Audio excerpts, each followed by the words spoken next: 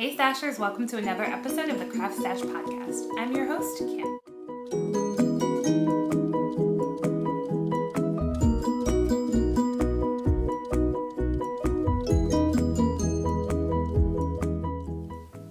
Hey everybody, welcome to Saturday. It's still March. I can't believe it. You know why I can't believe it? The weather is actually really nice. And by really nice, it's like gray and raining. But it's in the 50s, yay! That means spring is on the way. You may notice that I have a new do for spring. I was hoping that changing my hair up would make me feel more excited about the weather and more excited about the upcoming season because it's been really, really cold. And on the day that I got my hair did, it's warmer and wetter, so I will take that. Yay. Let's just jump right into what I'm crafting and stashing. I did want to show you guys what I'm crafting, but at the moment I didn't bring it with me, so we're not going to talk about that. I've got plenty of stash to show you.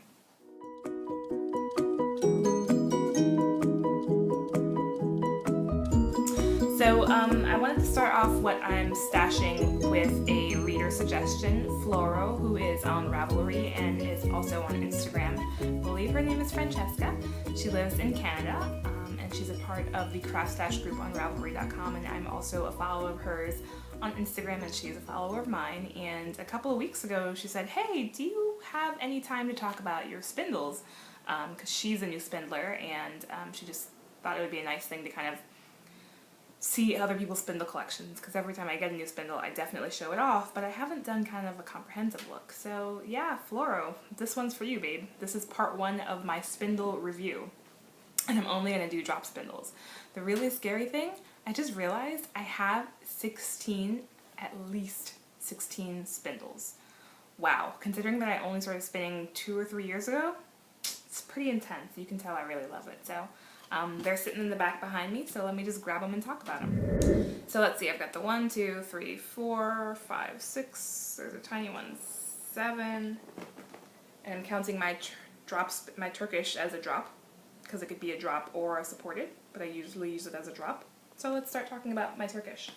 My Turkish spindle I got from Subterranean Woodworks. Just close my laptop. Yeah.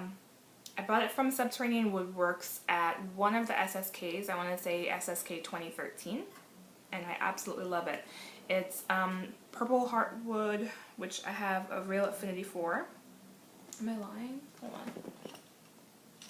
It's purple heartwood and I want to say canary wood. I don't really remember what the blonde wood is, but it's a really tiny spindle, and I don't have details with me on any of the weights or anything. I can tell you that I have stashed all of my spindles on Ravelry, so if you see one of my spindles that you're interested in, just go to my profile on Ravelry and look at my fiber stash. If you search for the word spindle in my fiber stash, I actually just put all of the pictures and the weights and woods and information up there because I didn't know whether or not Ravelry was going to build a section for that. They actually have. It's called Tools, but it's kind of hard to find. So if you're ever looking for information on any of the spindles that I show, that's where they are. But I absolutely love my Turkish spindle. It's really, really fun. Let me see if I can grab what I've been spinning with. So I went and grabbed my 2 sample jars. I've got these amazing, fun ball canning mason jars, and I actually just put my spindle spun or wheel spun, hand spun, I should just call them, little bits and bobs in here if they're not like substantial. Let's dig in here and see if I can actually find what I spindle spun on my turkey.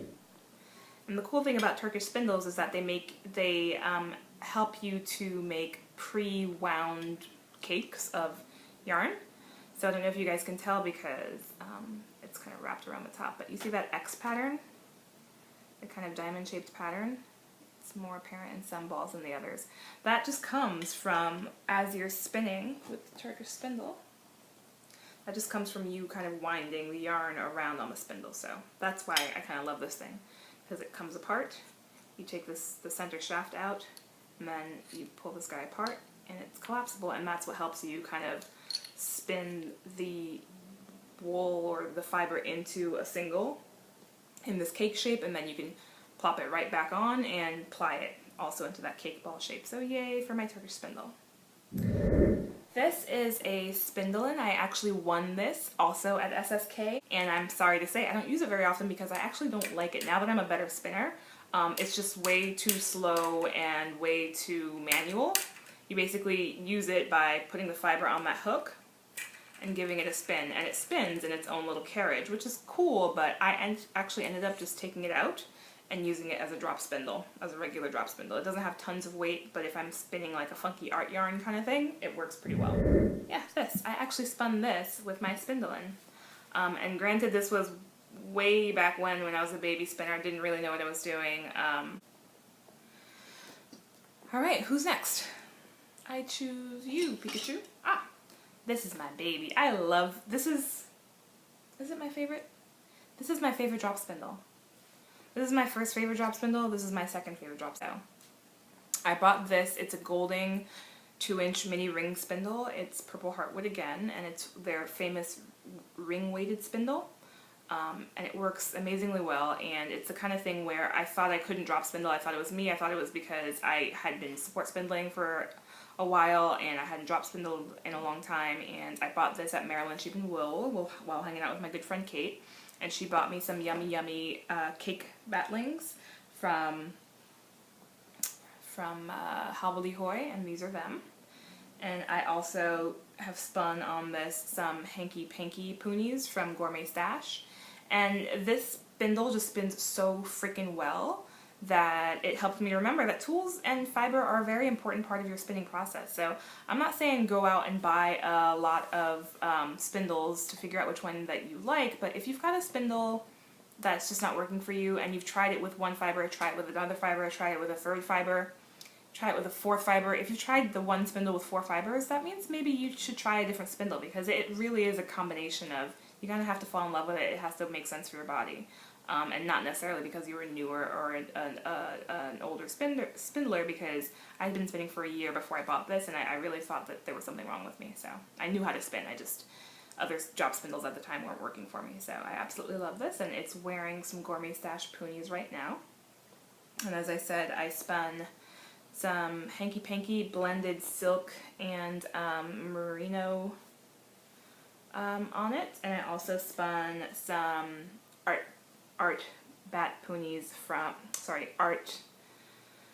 batlings from Hobbledehoy on it, and I'm happy with both of them. Again, also kind of arty and funky, just because the fiber itself had lots and lots of texture. But as you can see, this fiber that I'm currently spinning is a lot smoother, so consequently my yarn is going to be much smoother as well. So really, really happy with this. Ooh, this pretty thing. This is a Bosworth midweight spindle. So the cool thing that I learned, because I subscribe to Ply Magazine, which if you guys haven't heard of it, please Google it. It's really great for spinners of all sorts. This current issue is all about silk, and I didn't think I would learn much about it because I don't really love silk, but I did learn a lot about drop spindles and fiber. Specifically, there's an article talking about drop spindling silk and kind of some of the tips and tricks, and the author talks about how a drop spindle works. A drop spindle can either be center weighted, where they've got a heavy, like most of the weight is in the middle of the spindle, or it can be ring weighted, like this, where the weight is really on the outside. And depending on if it's center weighted, I think center weighted will spin for a longer time, and rim weighted will spin faster. So the theory is, if you want a really good general all-purpose spindle, you want something that has a good amount of weight in the middle and also weighted on the ends. But if you want something to spin for a long time, and this thing will spin for at least a minute, versus this thing will spin very quickly. So depending on the fiber that you're spinning, that also helps. This is a Bosworth. I like it. I've used it a couple of times, but I find that my larger spindles, the bigger my spindles get, the more I tend to use them for plying rather than spinning. I tend to like spinning small spindles. The other tiny spindle that I'm absolutely in love with, I have to dig for, and it's a two-parter. I'm not sure if you guys have heard of Trindles. They are support spindles that are either carbon fiber or fine woods that have detachable arms. So this is technically the spindle. Just this, And what happens is that this little ball joint in the middle is neoprene, and it's got tiny, tiny holes. You might be able to see that one there. And the whole purpose of the hole is that you can buy arms to go into the hole. And I keep mine in a scented glass jar, and let's see if I can find the right ones. Okay, so this is one of the micro Trindles.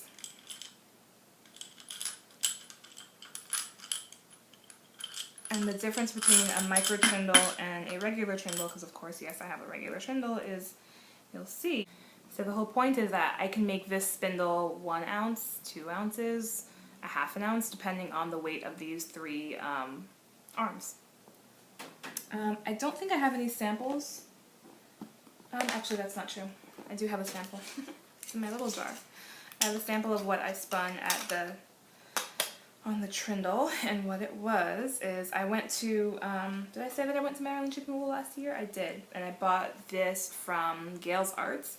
The person who makes a Trindle is Trindleman. He's on Etsy, but he sells at fiber fairs via different vendors, so I bought this from a vendor at Maryland Shipping Wool. And I spun this little sample of New Zealand wool on it. So the big brother of the micro Trindle is the regular Trindle, and as you can see, it's much, much bigger, and that's why I actually don't use it very often, because like I said, I like smaller spindles. Now, I would never use my Trindle this way. You generally want to have one kind of arm on it so it's nice and balanced, but these are just some of the arms that I have. This is a very, very heavy weight. This is a mid-weight, and this is a lighter weight considering the size of the spindle. And I have 3 of each, and you can just see the arms are much, much thicker than the arms of the micro, and that makes sense because it's a bigger spindle and the neoprene ball is bigger and the holes in the neoprene ball is bigger. The last spindle, okay, the second to last spindle that I have, drop spindle that I have, is this really, really lovely spindle from Lori of what's her company name? Deerfield Creations.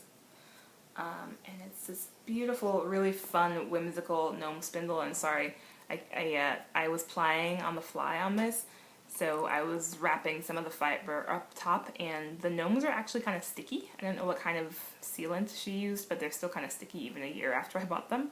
I got this again also at SSK. It is my biggest drop spindle. It's like a wand. It's huge. It's a very nice, solid, well-made spindle. It's by Avi Wasserman. Truly, of all the spindles that I have, it's very well constructed because it's composite pieces. It's got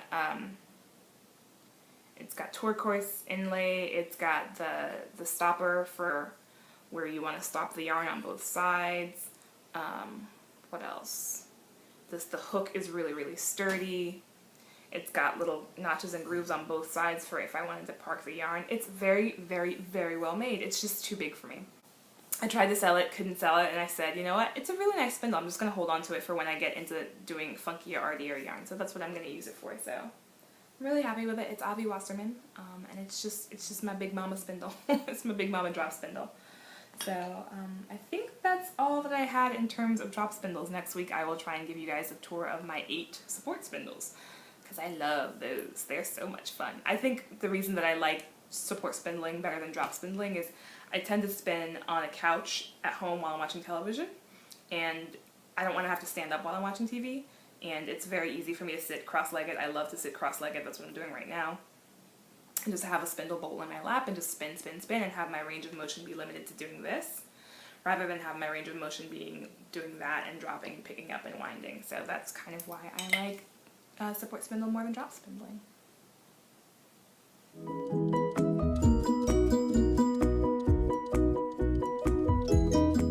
So thank you guys for sticking around and seeing all of the I think lovely, pretty drop spindles that I have.